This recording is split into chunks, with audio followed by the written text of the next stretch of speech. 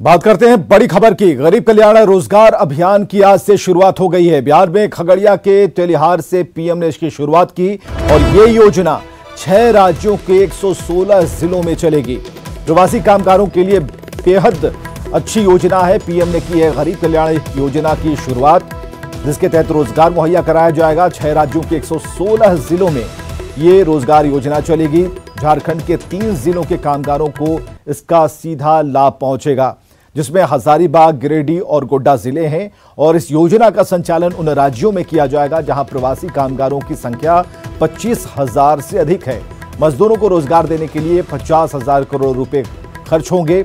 योजना की शुरुआत करते हुए प्रधानमंत्री ने कहा कि लॉकडाउन के दौरान काफी संख्या में टैलेंट अपने गांव लौटा है और अब यही हुनर ग्रामीण इलाकों को संवारने में लगाया जाएगा। उन्होंने कहा है कि श्रमिकों के हुनर की मैपिंग भी शुरू कर दी गई है और कौशल के हिसाब से उन्हें काम मिलेगा। कार्यक्रम के उद्घाटन कार्यक्रम में 6 राज्यों के मुख्यमंत्रियों के साथ मुख्यमंत्री हेमंत सोरेन और कई केंद्रीय मंत्री मौजूद रहे। का दिन बहुत ऐतिहासिक है। आज गरीब के कल्याण के लिए, उसके रोजगार के लिए एक बहुत बड़ा अभियान शुरू हुआ है।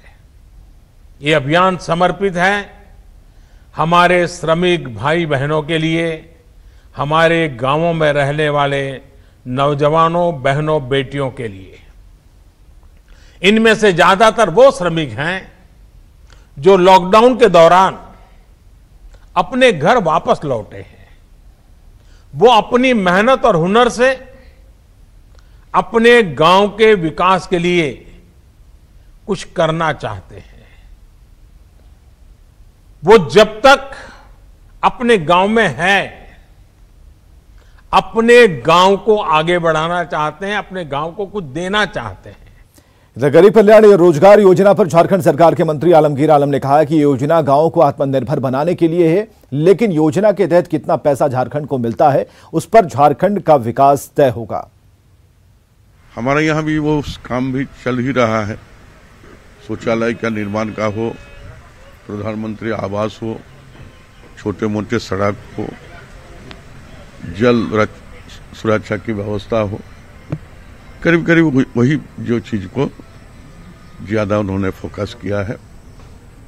और ग्रामीण क्षेत्र के लोगों को स्वावलंबी बनाने के लिए ये इन्होंने 116 जिला को चयन किया है। झारखंड की सियासत में इस बार भी राज्यसभा का चुनाव अपने पीछे कुछ सवाल छोड़ गया। आंकड़ों के मुताबिक बीजेपी को अपने 26 वोट के साथ आजसू के 2 और 2 निर्दलीय विधायकों का समर्थन मिलना था और ऐसे में उनके पास कुल 30 वोट होते। लेकिन जब राज्यसभा चुनाव के नतीजे आ गए तो बीजेपी प्रत्याशी दीपक प्रकाश को 31 वोट मिले और ऐसे में सवाल उठ रहे हैं कि आखिर बीजेपी का वो अदृश्य मददगार कौन है जिसने यूपीए के फोल्डर में रहते हुए भी राज्यसभा चुनाव में उनकी मदद की। झारखंड मुक्ति मोर्चा के पास अपने 29 वोट हैं और उसे आरजेडी का 1 वोट मिलाकर कुल 30 वोट मिलते हैं। वहीं कांग्रेस प्रत्याशी शहजादा अनवर को 18 वोट मिले। इनमें कांग्रेस के 15 और भाकपा माले के 1 वोट को अगर जोड़ दिया जाए तो यह आंकड़ा पहुंच जाता है 16। और ऐसे में एनसीपी के कमलेश सिंह और 2 निर्दलीय विधायक बंधु तिर्की और प्रदीप यादव में से किसी एक का वोट कांग्रेस के पक्ष में नहीं गिरा और ये वोट बीजेपी को मिल गया, जिससे दीपक प्रकाश इस चुनाव में सबसे अधिक मत पाकर जीतने वाले प्रत्याशी बन गए।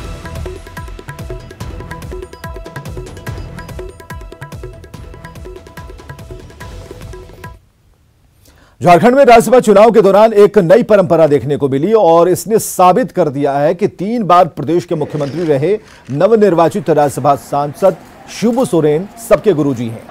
झारखंड की सियासत में इस नई और स्वस्थ परंपरा की शुरुआत पूर्व मुख्यमंत्री रघुवर दास के उस ट्वीट से हुई जिसमें उन्होंने शिबू सोरेन को शानदार जीत पर बधाई दी।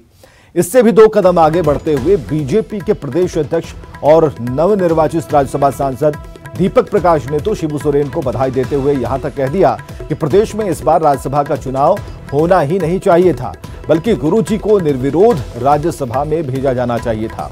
यानी पार्टी चाहे जो भी शिबू सोरेन के बारे में सोचे, लेकिन शिबू सोरेन सबके गुरुजी हैं, यह साबित हो गया।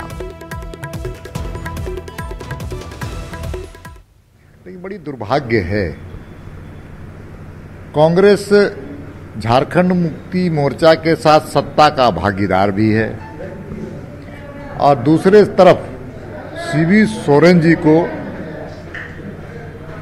निर्विरोध चुने जाने की प्रक्रिया में बाधक भी बनने का काम किया है।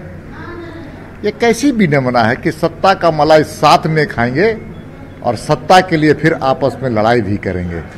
ये बड़ी दुर्भाग्यपूर्ण है। इसलिए हमारी ओर से मान्यवर शिबू सोरेन जी को खूब खूब ढेर सारी बधाई और अभिनंदन। और इस बार के राज्यसभा चुनाव में स्वस्थ परंपरा ये रही कि पार्टी प्रत्याशी शहजादा अनवर की करारी हार के बावजूद कांग्रेस ने किसी पर आरोप नहीं लगाया और चुनाव को स्वच्छ बताया। इतना ही नहीं, झारखंड कांग्रेस के कार्यकारी अध्यक्ष राजेश ठाकुर ने दोनों नवनिर्वाचित सांसदों शिबू सोरेन और दीपक प्रकाश को बधाई दी। चुनाव में हार जीत लगी रहती है, लेकिन लोकतंत्र जीता है इस चुनाव में। कहीं किसी बात की दिक्कत नहीं है। आदरणीय गुरुजी और दीपक प्रकाश जी को मेरी ओर से बधाई। कोरोना महामारी के बीच अंतर्राष्ट्रीय योग दिवस की तैयारियां चल रही हैं। कांग्रेस के वरिष्ठ नेता और झारखंड के वित्त मंत्री रामेश्वर उरांव ने निरोग और स्वस्थ रहने के लिए सभी से योग करने की अपील की। इंटरनेशनल योग दिवस है, बढ़िया चीज है। हिंदुस्तान का, भारत का ही ये चीज है। अच्छा लगता है कि पूरी दुनिया योग कर रही है। हम लोग भी करते हैं, व्यक्तिगत जीवन में रोजाना करते हैं और कल स्पेशल करेंगे, अपने घर में करेंगे, अपने साथियों को बोलेंगे कि स्वस्थ रहने के लिए योग आवश्यक है। तो हमारे साथी लोग भी करें, कांग्रेस पार्टी के जितने मेंबरान हैं, लोग प्रबंधक हैं, सबको हम संदेश देंगे कि योग दिवस, योग में योगासन करिए। कल ही नहीं कीजिए, है ना, रोज कीजिए। मैं ये कहेंगे, कल ही मत कीजिए, रोज कीजिए। और अगली खबर है बोकारो से, जहां सेक्टर 12 के रिहायशी इलाके में खिलौने में मिले जिलेटिन बम को नष्ट किया गया है। रांची से आए बम स्क्वाड की टीम ने बम को यूज किया और यह खिलौना शुक्रवार देर रात सेक्टर 12A के शॉपिंग सेंटर के पास विनय डे के घर के पास मिला था। ये बम फटता तो 2-3 घरों को नुकसान पहुंच सकता था। आखिर यह खिलौना यहां कैसे पहुंच गया, इसकी जांच अभी भी जारी है। तो मम्मी को बुलाए तो मम्मी नहीं आई, तो दीदी को भी बोले, तो हम फिर पापा के पास लेके गए तो पापा बोले कि फेंक दो। तो क्या है, फेंक दिया हम आंगन में। तो फिर पापा उठा के बाहर फेंक दिया। बम ही जैसा लग रहा था, 2 बैटरी था उसमें और एक्सप्लोसिव लिखा हुआ था। हम बोले अरे फेंको जल्दी इसको। हाँ, तो जैसे वो फेंके तो डर से आंगन में फेंक दिया। हम उसको पूछे कहाँ फेंका, तो बोले आंगन में। हम बोले देखे जल्दी जाकर, तो देखे आंगन में गिरा हुआ है। तो फिर उठा के हम अंदर से बाहर रोड में फेंक दिए। बता रहे हैं कि 2 जिलेटिन स्टिक लगा हुआ था। तो अब इसके बारे में एक्सपर्ट ये लोग बताएंगे, हम लोग को जो रिपोर्ट देंगे उसमें क्लियर हो पाएगा कि क्या है। लेकिन सबसे मेन हम लोग के लिए है कि यहाँ पर इसकी उपस्थिति किस परिस्थिति में हुई है और इसका क्या मकसद था। झारखंड में कोरोना संक्रमित मरीजों की संख्या 1961 तक पहुंच गई है। कल राज्य में 41 नए कोरोना पॉजिटिव मरीज मिले। इसमें सबसे अधिक 28 मरीज सिमडेगा से मिले, जबकि हजारीबाग से 8 और रांची से 6 मरीज सामने आए। इसी के साथ राज्य में कोरोना में 615 एक्टिव केस अब हो चुके हैं। वहीं अब तक कोरोना को मात देकर घर लौटने वाले लोगों की जो संख्या है वो पहुंच गई है 1335।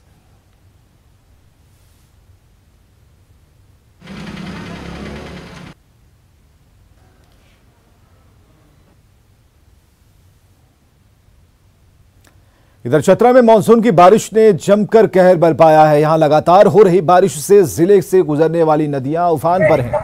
लोगों की परेशानी बढ़ गई है।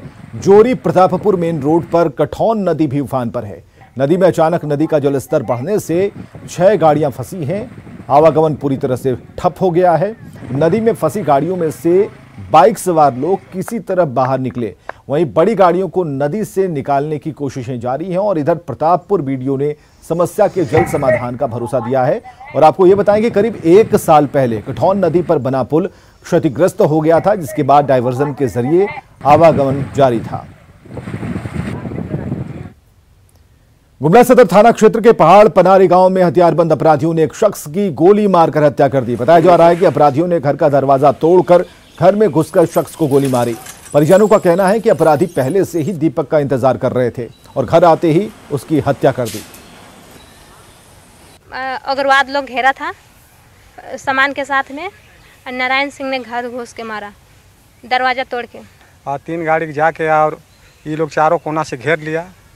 भाई दौड़ के अंदर घुस गया अंदर जब घुसा तो फाटक बंद कर दिया, तो फाटक को लोग जैसे लाथा कैसे और फाटक खुल गया, और फाटक खुल गया और गोली जब चलाया तो लग गया इसको जान के कोई उसी जगह। लोहरदगा में फाइनेंस कंपनी के नाम पर लाखों का गबन का मामला सामने आया है। शहर के ब्लॉक बोर्ड में संचालित SN फाइनेंस प्राइवेट लिमिटेड पर लोगों ने ठगी का आरोप लगाया, जिसके बाद SP के निर्देश पर कंपनी के निदेशक संजय नाग मुंडा समेत 4 स्टाफ को हिरासत में लिया गया है। लोगों का आरोप है कि कंपनी अपने एजेंट के जरिए अलग अलग तरह के लोन दिलाने के लिए सिक्योरिटी मनी के नाम पर लाखों रुपए उसने लिए थे। कंपनी का SN मुंडा विधानसभा चुनाव भी लड़ चुका है। इसका सारा कागजात देखने से पता चल रहा है कि इसको अभी तक लाइसेंस नहीं मिला है, ना ये जो अप्लाई किया RBI में उसका कॉपी दे पा रहे हैं। इसलिए ये हर हालत में हमारे हिसाब से मतलब ये गलत है। उनके द्वारा बार बार जाकर उस कंपनी को के मैनेजर से पूछताछ करने पर कि भाई मेरा लोन सेंक्शन नहीं हुआ, तो लोन उनके द्वारा बराबर जो बात बनाकर उनको टलाया जा रहा था। उनके द्वारा एक लिखित आवेदन प्राप्त हुआ है, जिस पर हम लोग छानबीन कर रहे हैं। छानबीन करके आवश्यक कानूनी कार्रवाई करेंगे। जमशेदपुर उत्पाद विभाग ने अवैध शराब कारोबारियों के खिलाफ बड़ी कार्रवाई की है। विभाग ने विष्णुपुर, बिरसानगर और सीताराम डेरा थाना क्षेत्र में छापेमारी की और 4000 लीटर अवैध जावा महुआ नष्ट कर दिया। इसके साथ 300 लीटर अवैध महुआ शराब जब्त किया गया है। सीताराम डेरा, धतकीडी और बिरसानगर के हुलुंग में छापामारी किया गया, जिसमें करीब 4000 केजी जावा महुआ और 300 लीटर देसी शराब की बरामदगी हुई। और राज्य के डोरंडा में निजामुद्दीन कोहिनूर फाउंडेशन की आड़ में ठगी का मामला सामने आया है। NGO संचालक मोहम्मद फिरोज ने सोशल साइट्स में विज्ञापन के जरिए कई बेरोजगारों को नौकरी देने का झांसा दिया और उनसे लाखों रुपए ऐंठ लिए। पीड़ितों ने जमीन और घर गिरवी रखकर आरोपी को रकम दिए थे, लेकिन न पैसा लौटाया न नौकरी दी। इसके साथ ही एक महिला ने शादी का झांसा देकर यौन शोषण करने का भी आरोप लगाया। पुलिस ने आरोपी को हिरासत में ले लिया है। देवघर के मोहनपुर के चितपोखरा पोका गांव में कुएं में सांप गिर जाने से वहां अफरा तफरी मच गई। ग्रामीणों ने तुरंत इसकी सूचना वन विभाग को दी। वन विभाग की टीम ने मौके पर पहुंचकर सांप का रेस्क्यू किया। वन विभाग के अधिकारी के निर्देश पर सांप को बोरे में बंद कर घने जंगल में छोड़ दिया गया।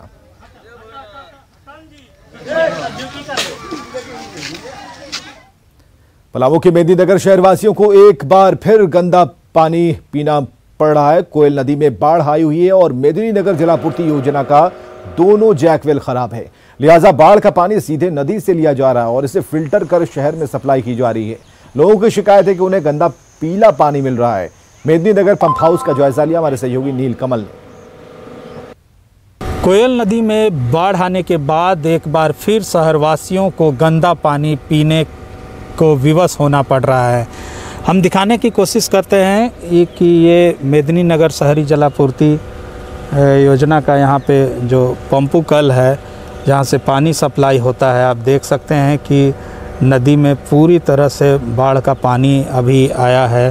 पूरा जो पानी है गंदा है, पीला पानी है और यही पानी आप देख सकते हैं कि पाइप के माध्यम से, मोटर के माध्यम से ये पानी चढ़ाया जा रहा है। और आपको बता दूं कि यहाँ पे 2 जैकवेल है नदी में जो पूरी तरह से ख़राब पड़ा है। इस बार भी गर्मी में वो जैकवेल नहीं बनाया गया है। अब दिखाने की कोशिश करेंगे। ये जैकवेल है जो पानी में डूब गया है। इससे पहले पाइप के माध्यम से पानी लिया जाता था, जो शुद्ध पानी होता था, साफ़ पानी होता था। एक दूसरा जैकवेल दाहिनी ओर है, आप देख सकते हैं कि वो भी बाढ़ के पानी में अभी फ़िलहाल डूबा हुआ है। ये भी जैकवेल से पानी लिया जाता था, मगर दोनों जैकवेल ख़राब होने की वजह से अभी आप देख सकते हैं क्या हालात है।